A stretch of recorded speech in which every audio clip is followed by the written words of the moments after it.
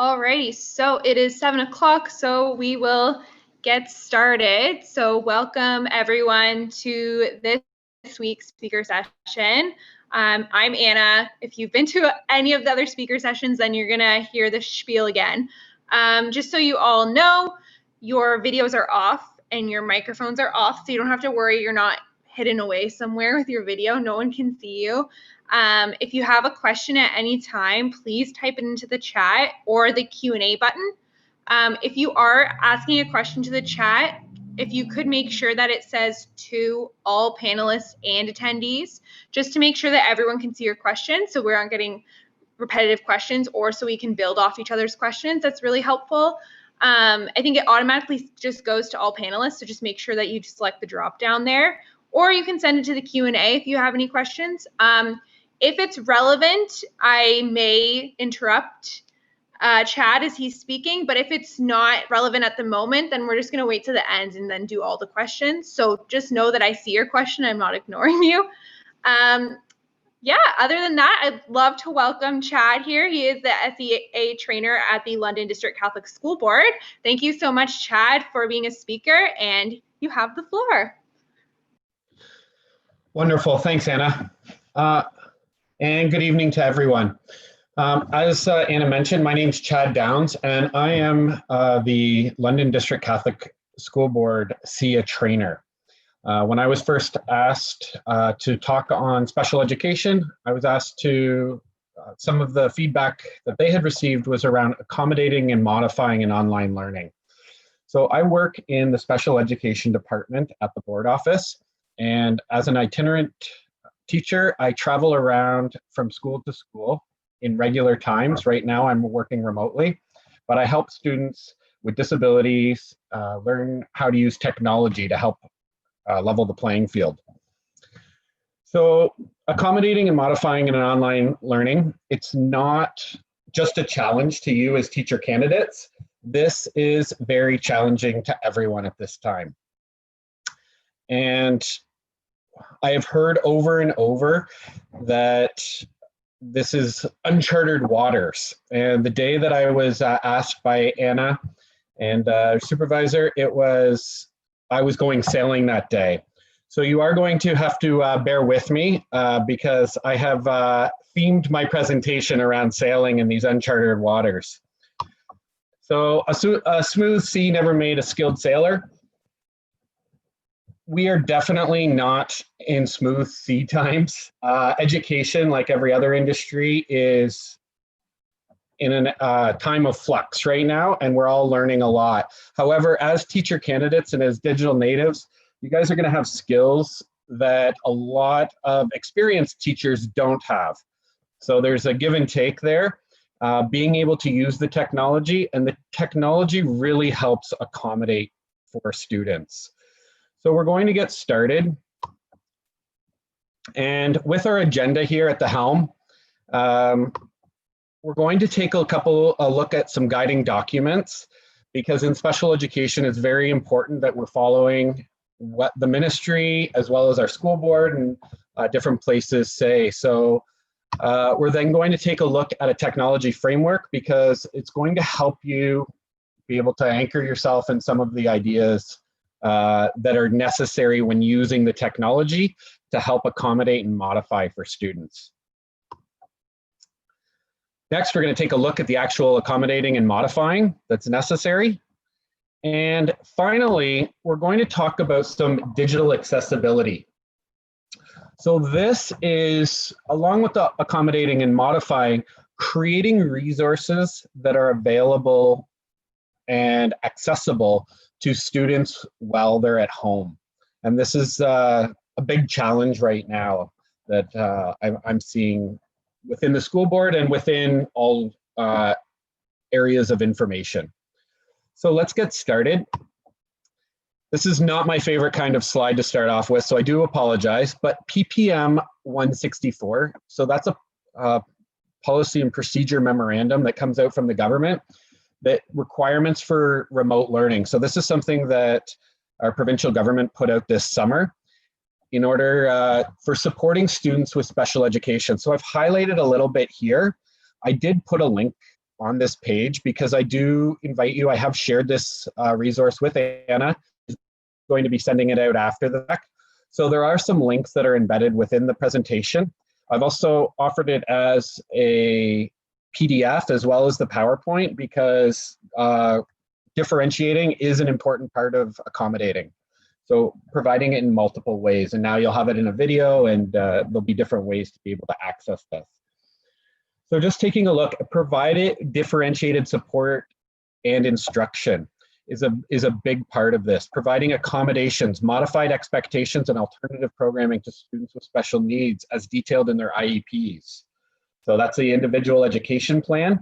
I'm hoping that as teacher candidates, you have had some experience looking at these or going over some of the accommodations that are necessary. Continued access to assistive technology, including special equipment amount, which is the SIA equipment, where possible to support students with special education needs as they participate in remote learning.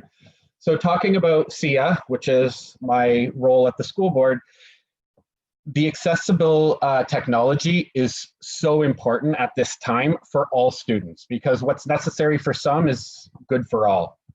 Okay, so this is one of the documents. Now I'm going to get away from having so many words on the page, and I'm going to show you two resources that are very important when working with in special education and working with students who have special needs. So Special Education Ontario came out in 2017. When you receive the links from Anna, the resources, you'll be able to click down at the bottom there where it says Special Education Ontario, as well as the Learning for All document. And the Learning for All document has a lot of great resources. So as teacher candidates and as you transition into becoming teachers with jobs, it will be necessary and important that you access that, and it's going to save you a lot of trouble. And we're going to go over some of the resources that are they have within that document as well. But those are a couple documents that I would definitely point you to while you try to figure out everything that's happening right now in education. So to get to know your crew, first we're going to take a look at the staff. Okay, very important in education. You're not going to know all the answers yourself. So who can you collaborate with within your division or in your department if you're in secondary? It's really important that you find someone who may have similar skills to you that you can bounce ideas off of, or who has different skills than you so that you guys can pull ideas from each other. Look for who has skills in your building, either brick or click. So if you're teaching in an online school or if you're in brick and mortar, it doesn't matter. You're going to need people, and expanding it outside of your department or your division, who has the skills that you need. Are you looking for pedagogy or are you looking for technology skills? And we're going to look a little deeper at that within the TPAC model of technology. What are the board level supports? So I am accessed by a lot of teachers, but a lot of teachers still don't know me. So it is important that you figure that piece out as well, and that you ask maybe someone in your department or someone in your building, who could I reach out to, who might know this, where are the resources located within the learning environments that you're going to have access to. And finally, I recommend joining a community of practice or a professional social media such as Twitter. So there are a lot of good resources, and as teacher candidates, you make a commitment to ongoing learning, lifelong learning. And so I do pull a lot off of Twitter. I don't use it in my personal life, but I definitely use it in my professional life. So a couple people that I would recommend, first of all, me, LDCSB SIA, on SIA technology and accessible technology. Tweet some more is from a UDL specialist, and Lori Faith is someone who works with both school boards here in London and works with executive functioning, which is a big part of what we deal with in special education. So those are just a couple recommendations, but you'd be able to find a whole lot more if you decide to look at community of practice or using Twitter. Now, when trying to get to know your students, going back to that resource of Learning for All, we would want to look at class profiles. And within that document, there's a couple of templates that you can try out, as well as student profiles and checking the OSR for background information. You're also going to learn a lot about your students by having different activities within your classroom in the beginning of the year, get to know them, or the beginning of the semester. So these are really important because then you'll have an idea of once you have a couple student profiles and you have your class profile, rather than teaching up the middle, teaching to the average, you want to try to teach to the edges, because again, what is necessary for the edges, for the students on the outside, both those with learning needs and our exceptional learners, if you can teach to them, then you can capture everyone. Okay. So we're going to talk about anchoring your practice with what you do know already. So back to our nautical theme. We're going to talk about your content knowledge. So you guys have all graduated your undergrad. You might have been a music major, you may have been a science major, and that is where you're going to ground a lot of your content knowledge in. Next, and what you're learning now, is your pedagogy. Your teaching practice, what you use, what tools, what strategies you use to engage your learners, to support your learners, and how to help them. And finally, now within this model, referred to as TPAC, is the technology. So this might be a little bit new to you, using some educational technologies, but they're going to become more prevalent and necessary as we learn in an online environment. You'll notice in the bottom corner here, there is a link to the TPAC model. So the TPAC stands for technology, pedagogy, and content knowledge. So we want to land ourselves right here in the middle and have an overlap of all of these. Myself, I fall down more in between technology and pedagogy, and I wait for the teachers to help bring in some of the content knowledge. The teachers often have the content knowledge and the pedagogy, and I help bring in the technology. So working collaboratively together, we can touch on all of these areas.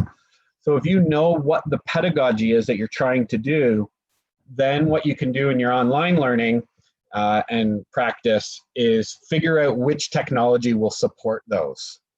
So it does help if you can kind of separate out these three and knowing how to bring them together. Okay, so I do really recommend that you take a look at that model and get a good understanding of it. And there's lots to build in there. One of the most important things that we want to talk about in here is we were talking about accommodating and modifying, but it's very imperative that you accommodate before you modify. We do not want to be modifying students immediately. It is not in their best interest. So no matter if you're accommodating or modifying, we have instructional accommodations or modifications, environmental ones, and assessment. So we're going to get back to our nautical theme here. And just to give an idea of what we're doing, if I was going to sail across to Sweden, to accommodate, it would be getting some help, either getting more wind in my sails, having a motor added, getting more people to support me sailing. If I modify my route, it's going to change my destination. Rather than getting to Sweden, I might go up the coast and end up in Iqaluit or somewhere where I don't want to be. If you modify students who don't need to be modified, you're changing the trajectory of their life. And it's a big responsibility and a big pressure to put on people. So we really want to make sure that we're accommodating before we modify. Though modifying sometimes is necessary in order to get our sailboat going, we do need to change where we're heading. So some questions that I would recommend that you ask yourself or others: are the accommodations listed on the IEP being provided? So what's already on the IEP before modifying? We want to know, are the accommodations being met? Is the student using the accommodations available to them? And how is the data that's being collected informing the intensity of modifications you are planning for a student. So a lot of times when people talk about modifying, professionals as well, people already and who've been around for a long time, they think that it always means changing grade levels. So somebody in grade 5 being modified to a grade 2 math level, or modifying in language. We can actually modify at grade level, so that just means that you're going to reduce some of the expectations. And it's a very important that you're allowing students to meet their potential as best you can. So once we are able to determine this, we want to get on to accommodating. So that's going to be our next slide here. This is a lot of information on this slide. We have our instructional accommodations, environmental accommodations, and our assessment accommodations. This I pulled from an actual IEP to show what some of them are. So if your manipulatives would be your pedagogy, what you're going to do, how are you going to support this learner? We can take a look at Mathies, for example, is one idea. Duplicated notes is pretty easy when you're doing it online. You can share your PowerPoints. High structure with visuals. So we oftentimes offer visuals to students. So when you walk into a classroom, you can see how the layout of the day, what's happening at the beginning of the day, and it helps with transitions. The same thing should be offered online, and it should be in a place that's very easily accessible to be able to see that. Some school boards use Google Classroom. All schools have the VLE called Brightspace or D2L. You might have heard of Desire to Learn. It is Ontario's learning platform.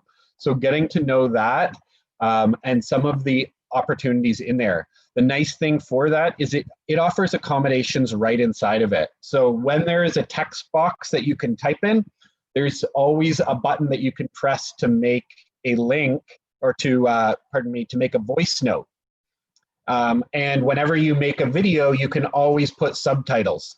You'll notice that I have my subtitles activated tonight. We're going to get to a slide on that. I'll hold off explaining more of that. Color coding is a common practice among teachers. A lot of times we have different duotangs or different binder colors. So the same thing in your Google Drive, you can change the color of the folders. This is just a good practice to help students with their organization. We were talking about executive functioning. This is one way that you're able to do that. Extra time for processing. Again, there's not a lot that needs to be done there because it's online. It's the same idea. The one that a lot of people have that we're all struggling with right now is the environmental accommodations, because we can't, we don't have as much control over that because the students aren't physically with us. However, within your environmental accommodations, there are things you can do. As Anna had mentioned, all of your microphones were turned off. So this is a way to control the environment. It's also important that we talk about having students positioned. I have a fake background behind me right now. I've just imported one. I use this on the regular. But making sure that students aren't wide open in the middle of their house and being able to see things. We weren't invited into their homes, so it's important that we set them up in different ways. Making sure that these environmental accommodations, making sure they have good headsets. If students have hearing loss in one ear, making sure that they've turned on mono hearing, mono stereo. There are things that you can do to help the environment, including how often you meet with a student. Maybe if you're meeting with all students daily, maybe you meet with students with IEPs once in the morning and once in the afternoon. That can help with down here under assessment accommodations, prompts to return students' attention to task, our second one under assessment accommodations. So being able to check in with them more regularly than you check in with all students. These are all ways that you're able to support them. Now, assistive technology plays a big part in how we're supporting students digitally. So many school boards are using read and write for Google Chrome. And this is a fantastic extension that allows you to write within the Chrome browser. So if you're using Google Docs or Word Online, you can do some writing in there. You can read web pages, and you can also, there's a PDF extension so that you'd be able to pull in those as well. So there's a lot of information. Now, this remote support button that I've put in here, that will take me to a link that myself and the amazing team that I work with at the London District Catholic School Board, our special education department, it's a mighty team of 4 teachers, have put together. So this was one set of accommodations, but the handout that I've offered to you will have many, many more. And working together, you'll be able to see a lot more as well. Okay? So I do really recommend these. So we're going to move on to modifying.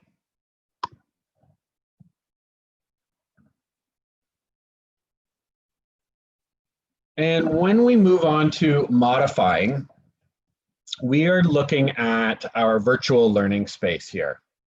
And looking at the virtual learning space, there is a way that, because when you're modifying, you're changing the expectations. So when you assign something to the majority of your class, you are you're assigning it and it's going out to everyone. What you're able to do within the VLE or D2L or Brightspace, they're all the same name, which makes it confusing, is under communications, you're able to make groups. Here in this document, you can see that there's a link here under Ontario's Learning Platform. I have linked it to D2L's page on how to set up groups. And what groups will allow you to do is to make specialized groups so that if you are assigning work that's different than the rest of the class, that it will send it to that student only. And it's a really good way to declutter. I wouldn't want to go through it online. I was contemplating doing that, but it's going to be far more effective for you to have the resources so that you can go back and visit it many times, because me showing you once here is going to be rather complicated. And on this site, there are videos as well as step-by-step instructions. So it's broken down for you. So it's already accommodated in a very easy to use way. But these groups work very well, not just for modifying, but for setting up group work. So if you have assignments that you want students to work on in a group, they can do it that way. One caution is if you're setting it up for modified students, don't call your group IEP, because other students will be able to see that, and that is a breach of privacy. So you're going to set it up either with a student's name or just call it a special assignment or special group. There's lots of ways to call it, but don't call it my IEP students, because the students themselves will be able to see it. And so it's very important, because that has been a learning error that we have experienced, and we don't want to do that for, to our students. We don't want them to feel different or feel ashamed of where they are on their learning path. Okay. All right, so I'm going to move on. For the sake of equity, this one I kind of just tossed in, but for the sake of equity, avoid using printing. So figure out what kind of PDF editors you're able to use and what things you're able to, how you're able to teach. Take pen to paper out of the equation, because not all students will have access to printers, and working in a remote setting, this is a huge challenge for students and for families. When teachers are sending home work that needs to be printed, if families decide to take the work that you have assigned out and print it, that's up to them on how they're going to tackle the work, but the work should be able to be done without the use of a printer. So it is something that is overlooked by many. And so we do want to definitely touch on that and make sure that people have that as an opportunity. Okay. All right, so I'm hoping that everyone here that we talk about universal design for learning a lot. Yes, I'm getting a good nod from Anna there. And a key principle of universal design for learning is accommodations are necessary for some and good for all. It is a little bit of my mantra as the SIA trainer. I do reference this a lot. So most people, when we talk about universal design, we talk about the ramp and how it provides access for everyone. So a ramp is necessary for wheelchair users. However, it's good for strollers and delivery trolleys. Everyone benefits from using the ramp. And old people who don't take big steps and all kinds of different people, it is advantageous for. However, similarly, we want to take a look at closed captioning. So in the chat, if we have some people here, who is it necessary for? If we can write in some, who is it necessary for? And then who would it be good for? So it's not necessary for everyone, but it is beneficial to some. And are we seeing anything? I'll just check on. Not yet. Seeing one here. Excellent, thank you so much, yes. Yeah, students who go at a different pace, great for ESL, awesome, yes. Okay, thank you very much. Viewers with noise in the background, yeah, absolutely. Thank you so much there, Heather. Let's see, so yeah, it's necessary for our deaf and hard of hearing students. However, it is very good for our ESL students, noisy environments, students with ADHD, all types of people. So similarly, this helps with our UDL practice. So the other handout that Anna has for you is something that I am passionately sharing around the school board right now, and I will be doing a presentation next week to some of our secondary EAs. I have been invited to present to the principals and everyone on this. So key considerations when designing your resource. So we want to design resources with access in mind. When you're doing video, ensure that it's closed captioned, okay? And closed captioning, you can see that it's happening. So we have our synchronous learning happening right now. With PowerPoint, it works. In Google Slides, it works automatically. When we go over into text documents, so if you're going to hand something out and you photocopy it, we want to ensure that it's digital text. You're not just taking a picture of it and posting it. So if you photocopy something, we need to make sure that there's words embedded in it. And that technology is called OCR. It's optical character recognition. The handout will explain a little bit more to you. Another big thing here is font choices. So different font choices such as serifs, I don't have any of them up here right now, but our Gs often look like figure eights, and that's not how emerging readers or struggling readers learn to print Gs and how to read them. So our font choices are very important. It's something I really like to geek out about. So if later you want to talk more about fonts, I do encourage you to email me. We can talk all about kerning and spacing and all that other font stuff. The style is another one. So within a Word document, and we'll be able to see this in the other presentation, I just want you to have an understanding of what you hand out to students. And a lot of this really helps. It just is a change in practice for us. So changing our own behaviors and changing our own growth mindset on how we do these things. The last one that I want to talk about is color and how that works. The next area is picture and alt text and what it means to have alt text in. And again, it's necessary for blind students, but some students don't have good internet access, and so pictures may not be showing up. So having the alt text put into the files for them is really imperative. So you can make and design a fantastic lesson, but if it's not accessible to the students, either because of their own learning or because of the technology that they're using, it's not very effective.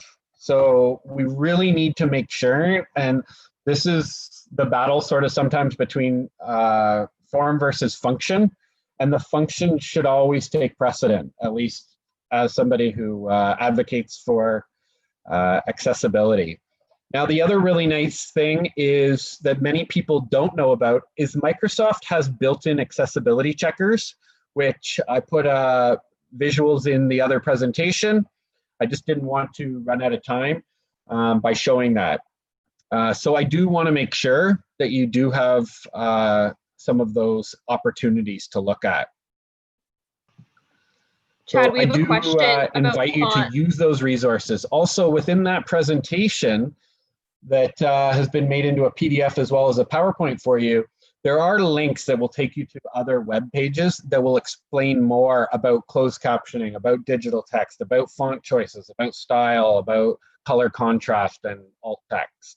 So I do invite you to use it more thoroughly as well. So from our agenda today, we did look at our guiding document. Okay, we did look at our technology framework in TPAC, as well as accommodating and modifying, and digital accessibility. So we did touch on all of these things, all within the framework here of my nautical themed presentation. So I want to thank you, and I do hope I didn't go too overboard here, with our nautical theme. But I do want to open it up to questions and see what we can offer and how we can help support more.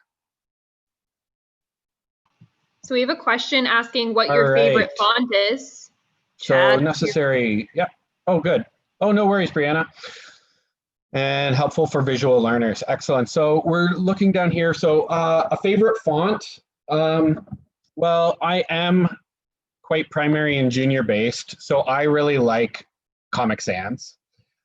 It's super easy to read. It's usually pretty fun, but I know that at the secondary level and some teachers, even at the junior and intermediate level, would rather not use that. Helvetica is a good font. There are lots. Oh, thanks very much, Grace. It was nice to have someone in here that I knew. And so we do want to make sure that we know.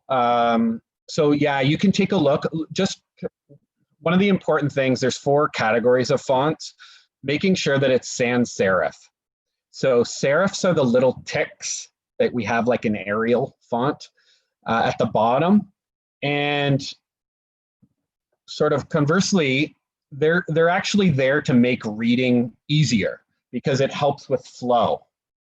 But for struggling and emerging readers, it creates some challenges.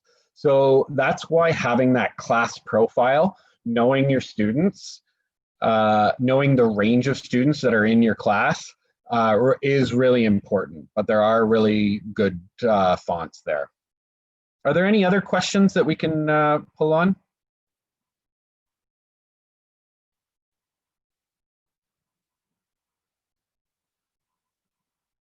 No, nothing else? All right. Well, I want to thank everyone for coming. I did want to thank Anna for her organization. And if anyone does have any questions, I do encourage you to, you can ask Anna. We can throw up my email address. I am open to hearing from people and to answering questions. Take a look at the resources. And if you need more support after, I'm always willing to help out. Awesome. Well, thank you so much, Chad. And thank you